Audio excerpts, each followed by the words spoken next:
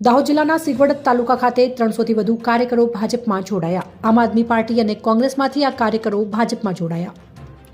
આજરોજ દાહોદ જિલ્લાને 300 કરોડથી પણ વધુ અનેક વિકાસ કાર્યોની ભેટ આપવા મુખ્યમંત્રી દાહોદ જિલ્લાના સિગવડની ધન્યધરા ઉપર પધારી રહ્યા છે। ત્યારે મુખ્યમંત્રીના આગમન પહેલા જ કેબિનેટ અને આદિજાતિ વિકાસ શિક્ષણ મંત્રી પ્રોફેસર ડોક્ટર કુબેરભાઈ ડિંડોર, દાહોદ જિલ્લાના સાંસદ જસવંતસિંહ ભાભોર અને પંચાયત મંત્રી બચુભાઈ ખાબડની હાજરીમાં સિગવડ ખાતે કોંગ્રેસ અને આમ આદમી પાર્ટીના કાર્યકરો અને હોદ્દેદારો ભાજપમાં જોડાયા છે।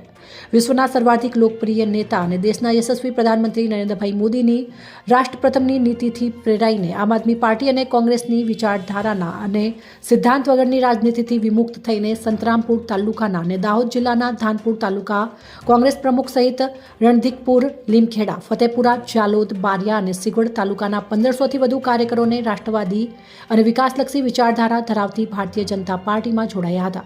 આ કાર્યક્રમમાં વિધાનસભાના ઉપાધ્યક્ષ જેઠાભાઈ ભરવાડ, સાથી મંત્રી બચુભાઈ ખાબડ, દાહોદના સાંસદ જસવંતસિંહ ભાભોર, જિલ્લા પ્રમુખ શંકરભાઈ અમલિયાર, શૈલેષભાઈ ભાભોર, ધારાસભ્યો, તાલુકાના પ્રમુખો સતીશભાઈ પટેલ, રામસિંહ રાઠવા, બાબુભાઈ કટારા અને સંગઠનના પદાધિકારીઓ હાજર રહ્યા હતા। અહેવાલ SM ભગોરા, લીમખેડા, દાહોદ।